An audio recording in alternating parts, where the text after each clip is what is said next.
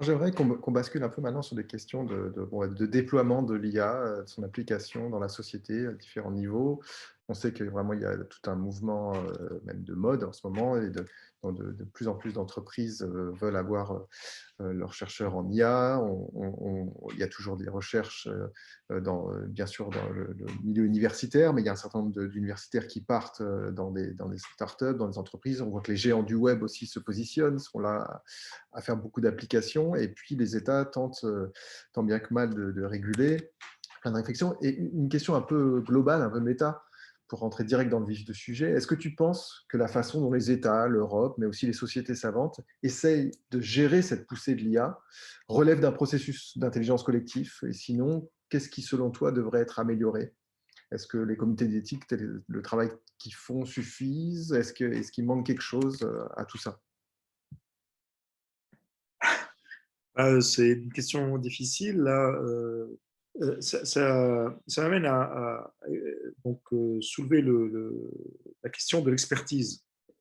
Parce que les comités d'éthique sont en général composés par des experts, c'est-à-dire des gens qui ont une certaine connaissance d'un domaine, soit le domaine de l'intelligence artificielle, en l'occurrence là qui nous concerne, soit par exemple euh, la, euh, ce sont des juristes, soit ce sont des sociologues, enfin, ils sont plutôt des personnes qui sont des experts dans un domaine donné. Donc, il manque dans les comités d'éthique la perception de l'homme de la rue, le citoyen, plus exactement. Euh, et, euh, et donc, la question ici touche à, à comment impliquer les citoyens dans cette réflexion éthique. Donc, je n'ai pas de solution miracle, mais je crois que c'est ce qui peut manquer au comité d'éthique. Alors, les comités d'éthique parfois font des consultations, ils font des auditions, ils font des consultations, c'est-à-dire euh, euh, des questionnaires, etc., pour essayer euh, de sentir un peu comment les citoyens ou un ensemble de citoyens ressent les choses. Mais ce n'est pas suffisant, parce que le citoyen ne participe pas ainsi à la réflexion elle-même. Et je pense qu'on pourrait utilement euh, améliorer globalement enfin, l'appréhension de ces questions par la société si on avait une sorte de moyen d'avoir des comités d'éthique, disons, d'experts qui travaillent effectivement, qui incluent effectivement des citoyens. Alors, je ne sais pas comment choisir ces citoyens, peut-être au hasard, après tout, qui pourraient apporter un éclairage différent. Alors évidemment, ça ne se passera pas de la même manière, hein. On ne pourra pas utiliser forcément les mêmes démarches, mais l'expérience a montré aussi que les, les, les, les groupes de citoyens sont tout à fait capables euh, d'appréhender des sujets pour peu qu'on leur donne les informations nécessaires, les connaissances nécessaires, et d'apporter un éclairage tout à fait neuf à ces questions-là. Euh, donc voilà pour répondre à une partie de ta question sur les comités d'éthique. Mais en même temps, donc les comités d'éthique qui vont avoir une démarche un peu philosophique et un peu technique, euh, euh, euh, ont autre chose qui leur manque, ou bien, je dirais, qui ne leur manque pas, mais euh, qui est inhérente à leur définition. C'est que ce sont des experts normalement indépendants. Enfin, en tout cas, ils devraient l'être. Donc, ils ont une posture d'indépendance, d'aboutir à des avis, à des opinions, à des propositions, qu'ensuite les décideurs politiques vont éventuellement prendre en compte ou pas. Le problème, là aussi, c'est qu'on a un hiatus entre les décideurs politiques et les fameux experts que j'ai mentionnés. Parce que les décideurs politiques, tout le monde le sait, ne lisent pas ce qu'on leur dit, ce qu'on leur donne. Ils veulent quelque chose de résumé, ils veulent quelque chose d'actionnable, enfin, comme on dit en anglais, et n'ont pas non plus le, la connaissance ou ou la formation nécessaire pour comprendre les tenants et les aboutissants. Donc là, il y a un autre côté euh, qui est, euh, qui est celui de comment est-ce que les comités d'éthique doivent travailler avec les politiques, avec les prises de décision politiques. Est-ce que le format avis et puis le politique en fait ce qu'il veut est le bon format? Je ne pense, enfin, je pense que c'est quelque chose qui est limité aujourd'hui. Enfin, on en voit les limites. Euh, et il faut trouver un mécanisme d'implication aussi, peut-être de parlementaires ou peut-être chargé de mission, enfin je ne sais pas quoi dire, parce qu'on ne va pas mettre des ministres quand même, ce ne serait pas bien, dans des comités d'éthique, n'est-ce pas? Enfin en tout cas, il y a un vide là qui me semble important à combler. Donc voilà, des deux côtés de la chose. Donc si ta question était est-ce que les comités d'éthique c'est un instrument suffisant, je pense qu'il lui manque deux volets. Et merci beaucoup. C'est vrai que ça clarifie des choses qu'on pourrait améliorer de ce côté-là. Et je me demande du coup, maintenant à un niveau plus haut, au niveau des États ou au niveau européen, est-ce que les tentatives de régulation de cette poussée de l'IA te semblent aller dans la bonne direction? Est-ce que pareil, il y a des choses qui manqueraient, à ton avis? Alors, il faut bien comprendre que ce n'est pas l'éthique qui motive les gouvernements quand même. Ce qui motive les gouvernements, c'est l'économie. Et donc, quand la Commission européenne fait une proposition de réglementation, cette réglementation est dans un cadre qui est le cadre de la politique économique de la Commission de l'Europe pour pour tous les domaines, évidemment, et l'intelligence artificielle considérée ici comme à la fois un domaine scientifique, mais surtout comme une technologie au service du développement économique.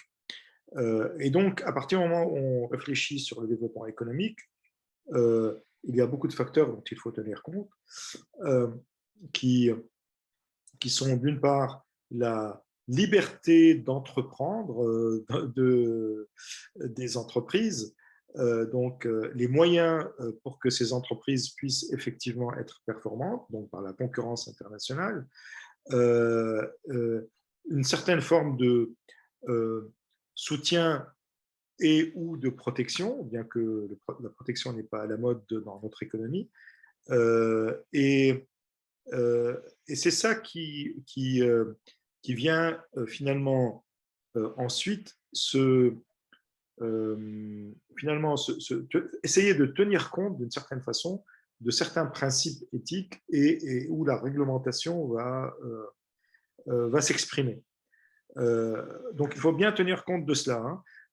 C'est-à-dire que la réglementation européenne n'est pas issue des travaux sur l'éthique du groupe d'experts et n'est pas issue d'une volonté d'avoir des systèmes d'intelligence artificielle qui respectent des valeurs éthiques.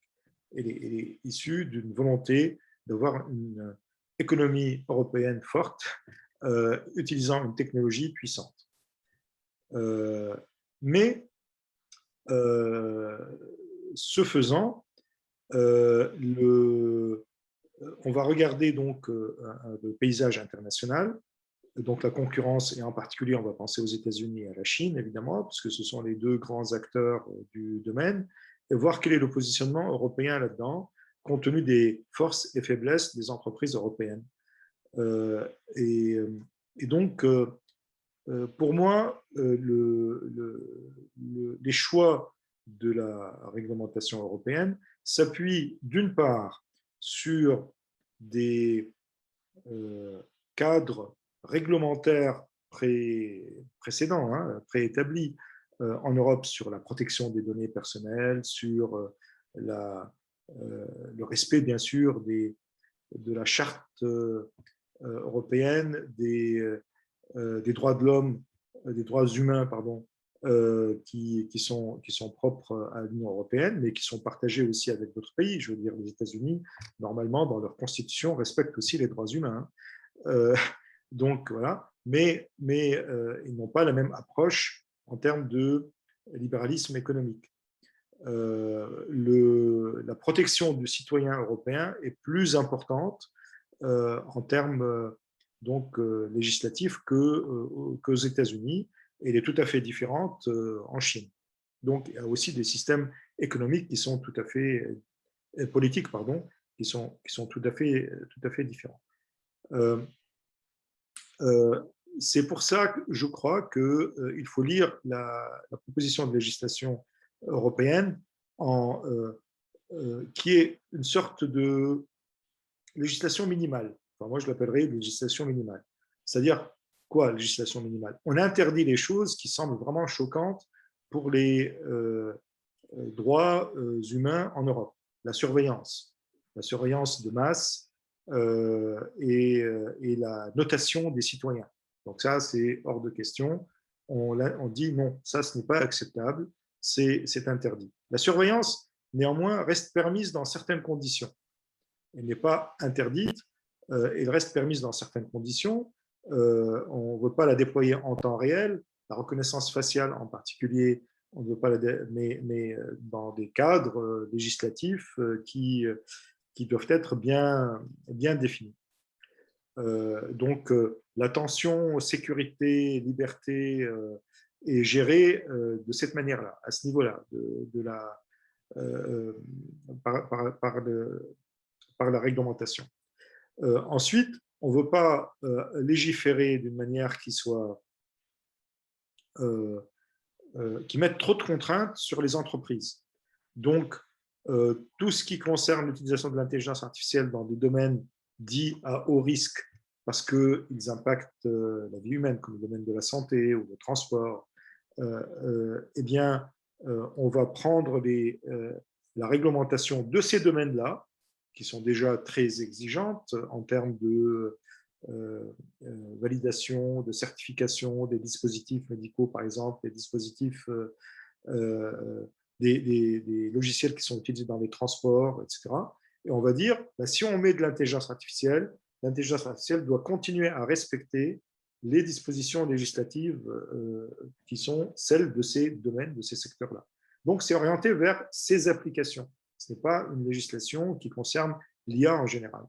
Et puis, ce que dit la législation aussi, c'est que s'il y a des domaines qui, eux, sont des logiciels en eux-mêmes, à part, qui ne sont pas dans des dispositifs dans ces domaines qui sont des domaines sensibles en termes d'intégrité, en termes de santé humaine, etc., eh bien, ceux-là, on va les distinguer en deux catégories. Une catégorie qui ne nécessite aucune réglementation, aucune contrainte, parce que c'est dans des applications, dans des secteurs qui ne prêtent pas à conséquence. Et l'autre catégorie, c'est celle où on va demander une certaine transparence et une certaine certification au sens de la marque CE, par des tiers. Donc, l'entreprise va être amenée, par exemple, si on utilise des logiciels pour faire du recrutement, analyse des CV, etc., eh bien, il faut que ces logiciels basés sur l'IA soient certifiés. Donc, l'entreprise qui va les utiliser, qui va les développer, va les faire certifier par une troisième partie, third party, par un tiers, pour montrer leur conformité avec un certain nombre de critères, en particulier, par exemple, l'équité, la non-discrimination, etc. Je trouve que c'est relativement minimal parce que l'autocertification ou la certification par des tiers, qui va certifier les certifieurs, en d'autres termes, tout ça, ce n'est pas très défini. Les domaines vont être définis de manière agile, ça c'est une bonne chose parce qu'on ne va pas savoir a priori quelles sont les applications vraiment qui vont poser problème, mais on en a prédéfini quelques-unes.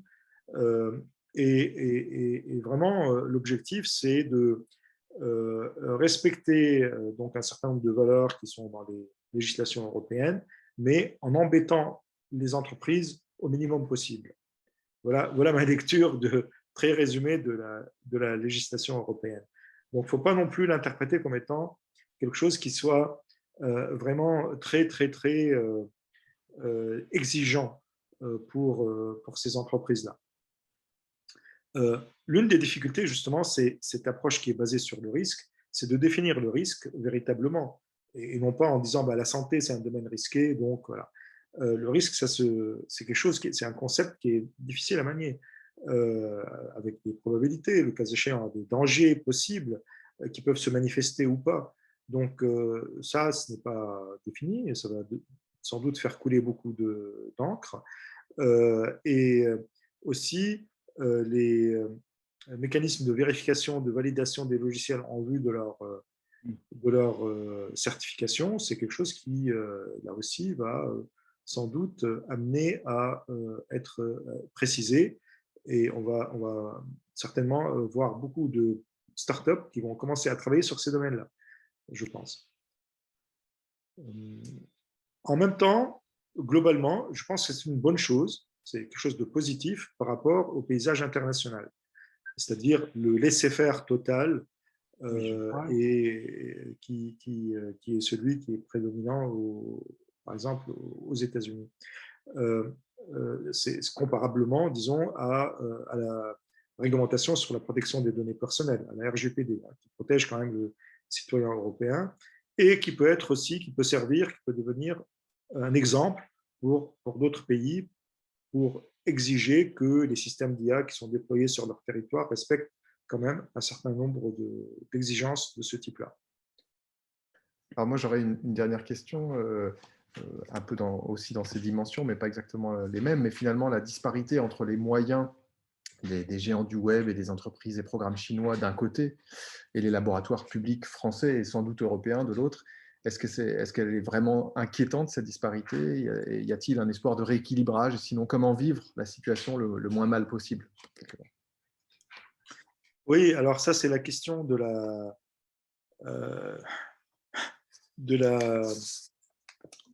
guerre de l'IA, donc de cette, à mon avis, illusion qu'il y a une course à l'IA, hein, comme une course à l'armement. Je pense que ça ignore beaucoup enfin, cette vision de dire qu'il y a une guerre de l'IA, que la Chine et les États-Unis ont leur place déjà bien installée en regardant leurs grandes entreprises, les GAFA d'un côté, les Baidu et autres, Tencent de l'autre, etc., est une vision qui n'est pas très bien fondée, si tu veux. Parce que, d'abord, revenons à la réalité de l'informatique. Les grands systèmes d'exploitation sont américains. Donc, qu'ils soient disons, en logiciel libre, Unix, par exemple, et ses descendants, Linux est européen, enfin Linux est un descendant de Unix, ou s'apparente à Unix, ou qu'ils soient propriétaires, comme macOS, comme Windows, etc. Ils sont américains. Donc, il n'y a pas de système d'exploitation européen véritablement, à part les logiciels libres. Il n'y en a pas de chinois. Quand on regarde les téléphones portables, c'est la même situation, avec donc, le partage du marché globalement donc, entre iOS et Android. Alors, à cause de la politique américaine, les Chinois ont été amenés à développer leur propre, parce que Huawei n'avait pas l'autorisation d'utiliser Android, donc ils ont commencé à développer, leur propre système d'exploitation pour les mobiles. Donc, je dirais, les dés sont pipés dès le départ parce que, en fait, les États-Unis maîtrisent complètement le domaine des systèmes d'exploitation sur lesquels tournent tous les ordinateurs. Maintenant, oublions les ordinateurs eux-mêmes, enfin les systèmes d'exploitation, et regardons les ordinateurs eux-mêmes, c'est-à-dire les sur quoi fonctionnent ces ordinateurs? Les chips sont produits par qui? Le géant, c'est Intel, même s'ils sont fabriqués ailleurs, euh, y compris en Chine d'ailleurs, hein. Donc, je pense que la place des États-Unis, ne serait-ce que, sans parler d'IA, ne serait-ce qu'en parlant des moyens informatiques, est bien évidemment depuis longtemps prépondérante. Il n'y a plus d'informatique véritablement européenne depuis longtemps. On a essayé, et puis pour différentes raisons, on a abandonné. Mais c'est comme ça. Les entreprises américaines sont installées en Europe. Il y a IBM France, il y a des centres de recherche, Facebook, Google, etc., en Europe, etc. Donc il y a une très forte interaction entre l'économie américaine de l'intelligence artificielle et l'économie européenne de l'intelligence artificielle. Cette situation fait que il est très difficile de dire on va prendre notre indépendance totale et faire un Airbus de l'IA comme on a fait face à Boeing. Beaucoup de gens disent ce n'est plus vraiment possible parce que c'est pas parce qu'ils ont tellement d'avance, c'est parce qu'on est très imbriqués en fait déjà, hein. Donc n'oublions pas, comme, par exemple, que le Health Data Hub a confié à Microsoft ces données. Que IBM est vendeur d'énormément de solutions IA pour beaucoup d'entreprises françaises, etc., etc. Donc, c'est une illusion de croire qu'il y a l'Europe, les États-Unis et la Chine, et que l'Europe doit trouver sa place entre les deux géants. On est déjà du côté américain, pour dire les choses, et les Américains ont tout fait pour empêcher les Chinois de pénétrer notre marché avec la bataille contre Huawei en particulier, et ce n'était même pas dans le domaine de l'IA, c'était dans le domaine des télécoms. Alors, si on parle, dire qu'on doit choisir de s'allier aux États-Unis contre la Chine ou des choses comme ça, c'est une fausse question. Ce n'est pas, on est déjà dans le domaine. Et je pense que poser les choses en termes de l'Occident contre l'Asie est forcément faux. Parce que ce qui intéresse les Chinois aussi, c'est de vendre au marché européen, au marché américain. Il ne s'agit pas de développer des têtes nucléaires qu'on va stocker pour les utiliser un jour. Donc cette image de la guerre, de la course aux armements est complètement fausse et elle est là pour nous amener à nous comment dire, à forcer une alliance politique et non pas dans le domaine de l'IA, dans la bataille commerciale que les États-Unis mènent contre la Chine. Donc voilà, je pense que cette question de la concurrence entre les États-Unis et la Chine, et puis trouver la place de l'Europe, est un peu faussée par tout ce contexte.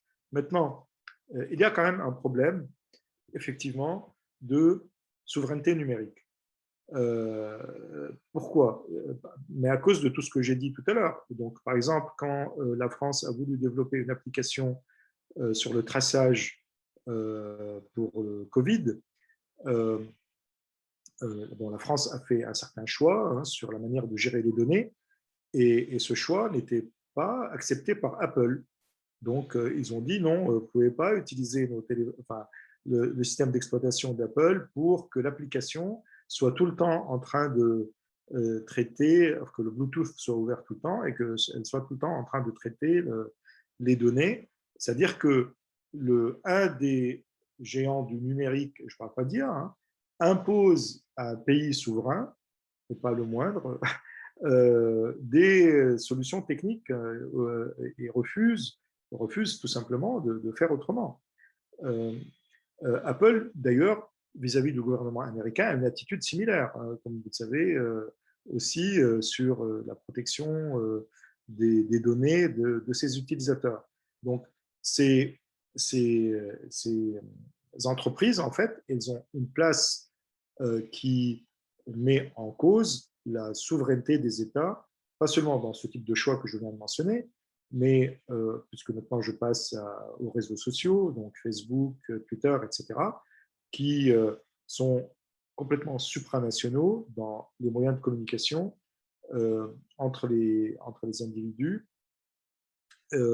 et qui, bien sûr, sont le canal de propagation de toutes sortes euh, de, de- de propos racistes, de problématiques liées au harcèlement, etc. etc. Et qui, pour lesquelles les États ont beaucoup de mal à les réglementer, hein, même si parfois il y a des tentatives. Donc pour moi, le problème, il est là, hein, en réalité. L'IA n'est qu'un outil dans ce domaine-là. Euh, N'oubliez pas que l'idéal, le comble d'une startup, c'est de se faire acheter par une grosse boîte. Donc, quand une startup se développe dans le domaine de l'IA et qu'elle se fait acheter par Apple, ils sont très contents. Donc, cette idée de concurrence, vraiment, je pense, dans le marché dans lequel nous sommes, n'est pas réelle, n'est pas vraiment fondée. Le problème est plus dans quelle réglementation on peut mettre en œuvre pour que la démocratie, c'est-à-dire les États qui normalement dans notre continent sont des États démocratiques, de quelle manière on retrouve une certaine souveraineté démocratique face à des entreprises géantes. Donc, développer par exemple une entreprise comme OVH qui s'engage à garder les données personnelles en respectant la réglementation européenne, etc., bah, ça fait partie du sujet parce que on veut protéger les données et les outils d'intelligence artificielle qui sont derrière, ça fait partie du sujet. Mais posé de cette manière-là, je pense, plutôt que dans l'idée d'une course mondiale où l'acteur européen a une troisième place misérable et ne se préoccupe du coup que d'éthique et de philosophie. C'est pas ça le sujet. Comme je l'ai dit sur la réglementation, c'est une réglementation minimale pour protéger d'une certaine façon le citoyen européen, conformément à des réglementations existantes, euh, mais qui ne donne pas à l'entreprise européenne un avantage compétitif particulier. Hein. Donc, voilà. Alors, il n'y a pas, je pense, d'approche spécifique hein, à l'IA. C'est une question beaucoup plus globale sur Ouais. l'économie du numérique de manière générale dans le monde aujourd'hui. Merci, ouais, je comprends tout à fait. Est-ce que simplement là, dans tout ce qu'on a discuté là aujourd'hui sur des problématiques liées à l'IA, est-ce qu'il y aurait des questions qui te sembleraient importantes à souligner qu'on n'a pas du tout discuté et que nous, on devrait prendre en compte dans nos réflexions? Euh, la formation et l'éducation sont des sujets qui sont importants.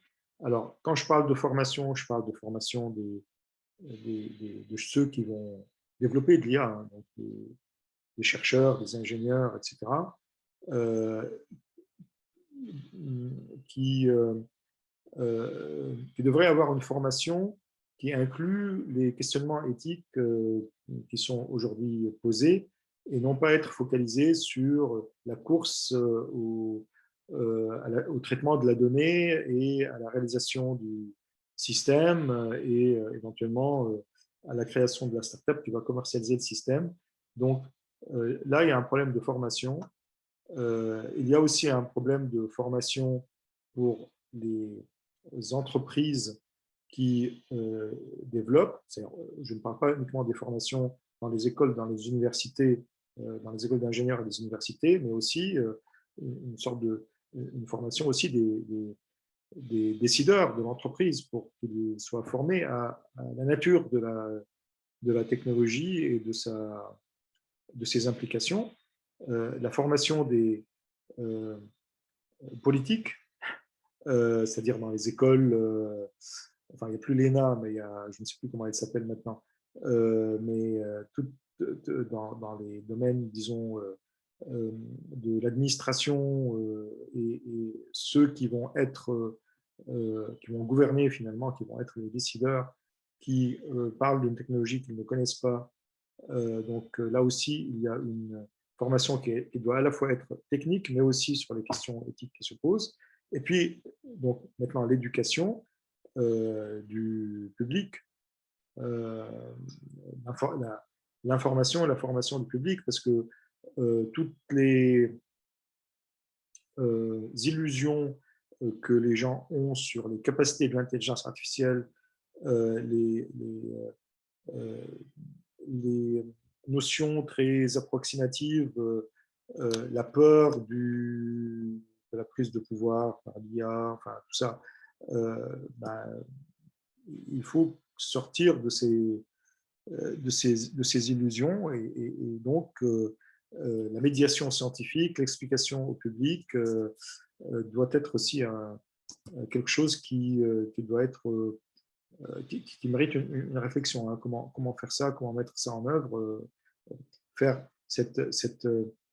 comme disent en anglais, comment on dit en anglais, le AI literacy. Ouais. Literacy, ça veut dire, c'est l'opposition à illettré. Hein. Ouais. Voilà, c'est par ça que j'entends quand je parle d'éducation. Donc ça, c'est juste par rapport à un sujet qui n'est pas au centre des réflexions que vous menez, mais qui est quand même quelque chose qui, du point de vue sociétal, devrait être pris en compte pour que globalement l'ensemble de la société comprenne les enjeux finalement et les réalités de ce domaine technologique. Ensuite, alors, à l'opposé, enfin à l'opposé de l'éducation, etc., la réflexion sur la réflexion philosophique finalement, mais la réflexion multidisciplinaire, celle qu'on est en train de mener ici, en fait, que vous menez sur l'homme et la machine. Je dis l'homme avec un grand H, hein, l'être humain et la machine, parce que l'un des problèmes que je perçois avec le développement de l'IA, c'est la réduction de l'être humain à une fonction machiniste. La perception de l'être humain comme étant une sorte de machine en partant justement de modèles mal compris qui sont les modèles computationnels, les modèles de comment fonctionne l'IA, comment fonctionnent les systèmes, les ordinateurs. On projette d'une part des capacités humaines sur les machines et des capacités et on réduit les capacités humaines en même temps en automatisant le comportement humain. En fait, les machines fonctionnent mieux si les humains fonctionnaient comme des machines. Donc, on essaye de les rendre le plus automatisés possible. Et en même temps, on projette des capacités humaines, émotions, conscience, etc., sur des machines, alors qu'elles ne possèdent évidemment pas ces capacités-là. C'est très facile de projeter, c'est inévitable, hein, qu'on anthropomorphise les choses. Mais là, quand les choses en question sont s'appelle système intelligent ou intelligence artificielle, ça a une dimension, ça prend une dimension différente. Donc, cette réflexion sur la différence entre l'être humain et la machine, je pense, doit être un peu plus ciblée dans le débat. Mais en tout cas, vraiment, merci beaucoup, Raja, pour ton temps et pour ton éclairage. Et puis, bah, du coup, on va clôturer. Ça a déjà été assez long, donc on clôture pour aujourd'hui. Et puis, si on a d'autres questions, on échangera avec toi par la suite. Avec plaisir. Merci en tout cas.